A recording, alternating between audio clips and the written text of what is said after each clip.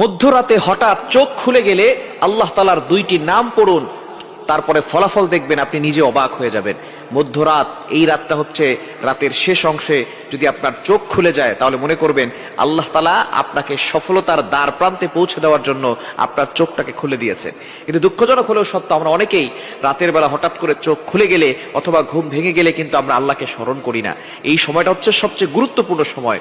বুখারী শরীফের বর্ণনা, নবীজি সাল্লাল্লাহু আলাইহি সাল্লাম জানিয়ে দিয়েছেন, নবীজি সাল্লাল্লাহু আলাইহি সাল্লাম বলেন, রাতের শেষ অংশে, মধ্যরাতের পরেই রাতের শেষ অংশে যখন রাত একেবারে গভীর হয়ে যায়, এই সময়টা আল্লাহ তাআলা প্রথম আসমানে চলে আসেন এবং আল্লাহ তাআলা বান্দাদেরকে ডাকতে থাকেন, কার কি লাগবে আমি আল্লাহর কাছে চাও, আমি আল্লাহর কাছে বলো। অভাবে পড়ে গেছো, বিপদে পড়ে গেছো, তুমি টেনশনে পড়ে গেছো, দুশ্চিন্তায় পড়ে গেছো, আমি আল্লাহর কাছে সাহায্য চাও, আমি আল্লাহ তাআলা সকল বিপদ আপদ থেকে, বালা মুসিবত থেকে তোমাকে হেফাজত করব।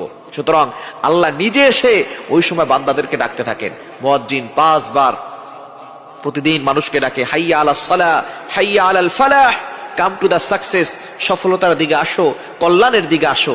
কিন্তু একটা সময় এমন আছে যেই সময় আল্লাহ নিজে বান্দাদেরকে ডাকতে থাকেন।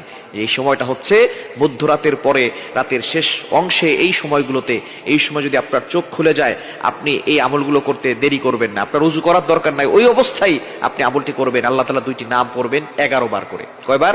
এবং দুইটি নাম পড়ার আগে আপনি 3 বার দুরূদ শরীফ পড়বেন। দুরুদের ভিতরে সর্বশ্রেষ্ঠ দুরুদ হচ্ছে দুরুদ ইব্রাহিম। আমরা নামাজ যেটা পড়ি এই দুরূদটি বেশি বেশি পড়ার চেষ্টা করবেন। আল্লাহুম্মা সাল্লি আলা মুহাম্মদ ওয়া আলা আলি মুহাম্মদ কামা সাল্লাইতা আলা ইব্রাহিম ওয়া আলা আলি ইব্রাহিম ইন্নাকা হামিদুম মাজিদ। আল্লাহুম্মা বারিক আলা মুহাম্মদ ওয়া আলা আলি মুহাম্মদ কামা বারাকতা আলা ইব্রাহিম ওয়া আলা আলি ইব্রাহিম ইন্নাকা হামিদুম মাজিদ। এটা আপনি 3 বার পড়বেন। আর যদি এটা একটু বেশি কষ্ট হয়ে যায় তাহলে সাল্লাল্লাহু আলাইহি ওয়াসাল্লাম, সাল্লাল্লাহু আলাইহি ওয়াসাল্লাম, সাল্লাল্লাহু আলাইহি ওয়াসাল্লাম, এটা 3 বার পড়বেন। এরপর আল্লাহ তাআলা দুইটি গুণবাচক নাম পড়বেন। আল ওয়াহ্হাব, এটা পড়বেন 11 বার। আর হচ্ছে ইয়া ফাত্তাহু, এটা পড়বেন 11 বার। এই দুইটি নাম পড়ে আপনি আল্লাহর কাছে দোয়া করবেন, দেখবেন আল্লাহ তাআলা আপনার সকল চাওয়া পাওয়াগুলো কবুল করবেন, আপনার নেক আশাগুলো আল্লাহ তাআলা কবুল করবেন। আল্লাহ তাআলা নিজে বলে দিয়েছেন 9 নম্বর পারা 13 নম্বর পৃষ্ঠার 4 নম্বর লাইন, সূরা আরাফের 180 নম্বর আয়াতে আল্লাহ বলছেন, ওয়ালিল্লাহিল আসমাউল হুসনা ফাদউহু বিহা। তোমরা আল্লাহর গুণবাচক নাম পড়ে দোয়া করো, আল্লাহ তাআলা তোমাদের দোয়াগুলো অ্যাকসেপ্ট করবেন, তোমাদের সকল নেক আশাগুলো পূরণ করবেন। সুতরাং আমরা আল্লাহর কাছে চাইতে জানি না।